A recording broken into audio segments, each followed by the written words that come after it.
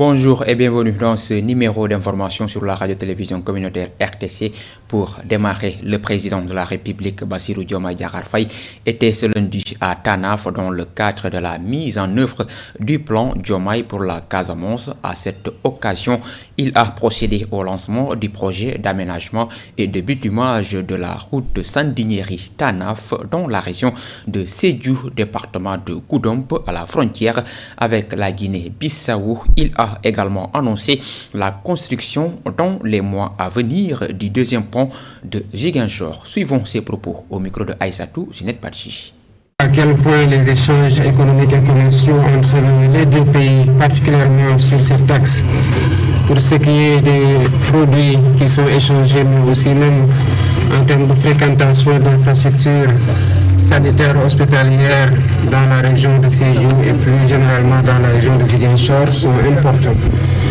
Et sous ce rapport, les déplacements doivent être facilités, mais de façon plus générale, le désenclavement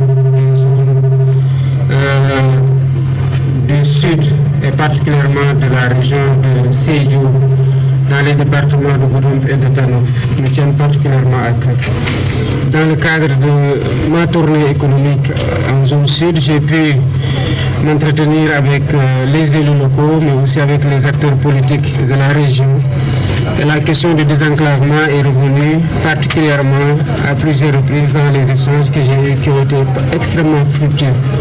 Comme vous le savez, c'est une tournée d'écoute, c'est une tournée de constatation et de lancement de travaux du genre qui ont été attendus par les populations et qui doivent être et qui seront à coup sûr démultipliés dans les mois et dans les années qui viennent.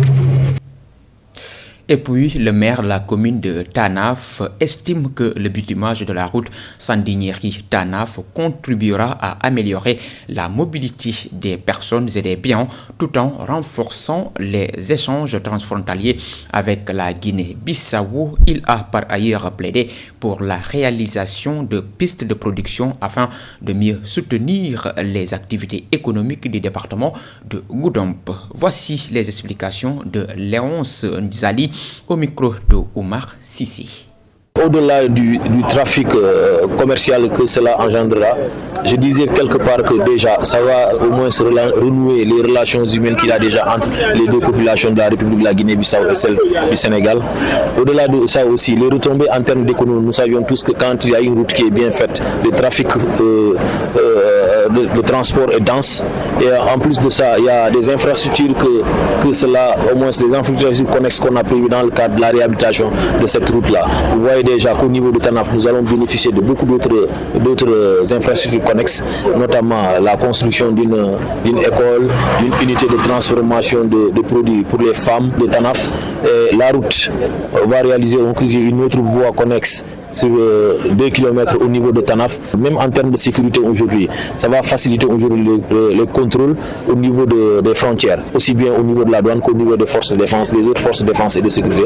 Et quand on crée ce genre d'infrastructure, forcément, il y aura au moins une main-d'œuvre qui sera créée. On s'est félicité d'abord de la réalisation de cette route de Sandiniéry jusqu'à Banguère, de Tanaf jusqu'à Guinée-Bissau, jusqu'à Farim. Oui, mais si vous constatez, avant cette route-là, nous n'avions qu'une seule route bitumée dans tout le département de Goudomp, c'est-à-dire la RN6. Ce qui n'est pas normal, ce qui lui semble être une aberration pour une commune, un département du moins qui est premier en termes de production d'anacar, un département qui est premier en termes de production de mangue. Donc du coup, nous aurons souhaité au moins qu'il y ait le maximum de pistes de production au niveau du département de Goudomp. Et puis, créée en 1954, l'école élémentaire Momar Natou Sissé, située dans la commune de Nganda, accueille aujourd'hui 596 élèves, mais l'établissement fait face à plusieurs difficultés, notamment l'absence de gardiens, présence d'animaux errants sur le site, dégradation de certaines salles de classe et insuffisance de toilettes. Face à cette situation préoccupante, la communauté éducative impuissante tire la sonnette d'alarme. Fatou Sall, reportage. Malgré un effectif élevé et de bons résultats scolaires, l'école élémentaire Momar Natou Sissé de Nganda a fait face à de nombreuses difficultés infrastructurelles. L'absence de gardiens favorise régulièrement des actes de sabotage au sein de l'établissement. Il y avait un jour où on avait ouvert les robinets. il faisait 22h, 23h. Un parent m'a appelé que les robinets de l'école sont en train quand même de couler. L'acte de sabotage qui m'a marqué véritablement, c'était la journée du reboisement. Le lendemain, on a trouvé toutes les plantes, n'est-ce pas, détruites. La présence d'animaux dans l'enceinte de l'école constitue un danger permanent pour la sécurité des élèves. Toujours, on voit des animaux en divagation au niveau, n'est-ce pas, dans la cour de l'école. Parfois, il y a des ânes maintenant qui circulent dans la cour de l'école. Tout ça, c'est un danger, n'est-ce pas, pour les élèves. Plusieurs salles de classe présentent des toitures dégradées, perturbant les conditions d'apprentissage. Il y a une classe où le toit est envolé. Les causes fondamentales, à chaque fois, vers 18h, 19h, il y a des élèves qui viennent, ou bien des enfants qui jouent au football. À ces difficultés s'ajoute l'existence d'une seule toilette partagée entre filles et garçons, ainsi qu'un manque criant de table-banc. Les responsables de l'école lancent un appel urgent aux autorités compétentes et aux bonnes volontés afin de venir en aide à l'établissement. Lors de l'atelier de renforcement ou bien de lancement de la campagne tenue à la base de la SAIED de Podor, encadreurs et producteurs de la filière riz ont affiché leur ambition de mettre en valeur 10 000 hectares en saison chaude en vue de la campagne 2026. Ils ont toutefois évoqué les difficultés rencontrées lors de la précédente campagne. Aminata Ndiaye. Pour cette campagne risicole de contre-saison chaude, les intentions culturelles ont été fortement revues à la hausse dans la délégation de Podor. De 7 000 hectares en 2025, la mise en valeur sera portée à 10 000 hectares, une ambition voulue par le gouvernement qui a signé à la SAIED une nouvelle lettre de mission, la 14e. Avec une campagne qui s'est déroulée normalement, les intrants étaient disponibles à temps. Et on a quand même reçu une bonne production ici au niveau du département de Podor.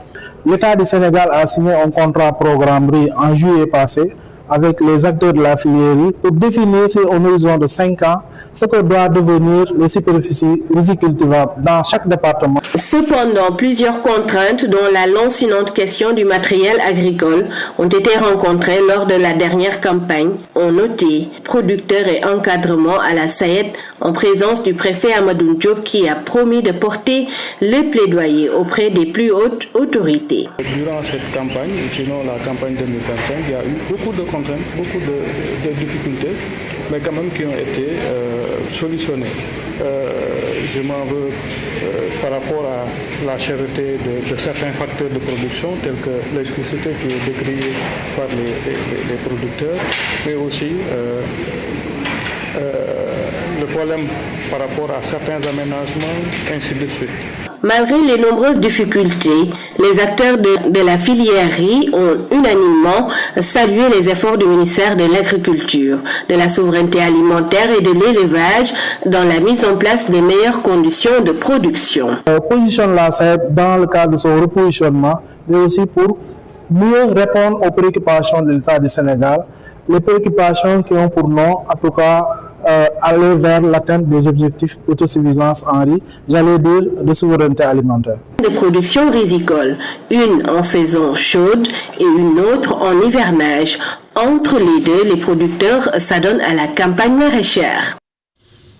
Et pour terminer, à Thiaré-Fiaye, dans la commune de Toubatoul, les femmes du GIE And Liggéey Sama Gox s'investissent activement dans le maraîchage, une activité génératrice de revenus qui leur permet de subvenir aux besoins de leur famille tout en attribuant ou bien contribuant à la lutte contre l'insécurité alimentaire.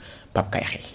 Les femmes du GIE And Liggéey Sunu Gox de Thiaré-Fiaye, dans la commune de Toubatoul, avec l'appui de partenaires, se sont investies dans le maraîchage depuis 2018.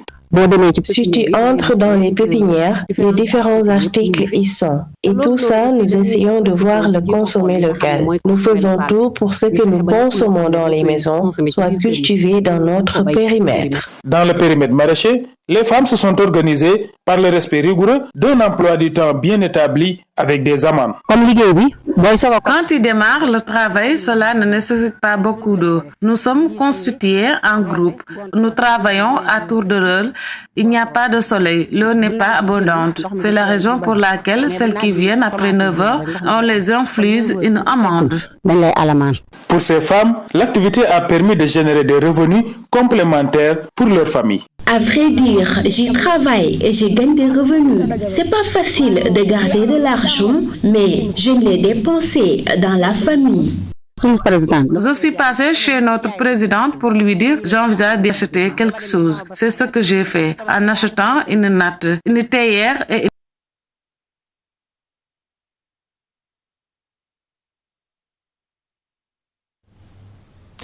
Nous nous excusons de cet léma, mais nous y reviendrons dans nos prochaines éditions. Mesdames et messieurs, c'est d'ailleurs la fin de ce bulletin d'information sur la radio-télévision communautaire RTC. Merci de l'avoir suivi. L'information continue sur www.iracsenegal.sn. Au revoir.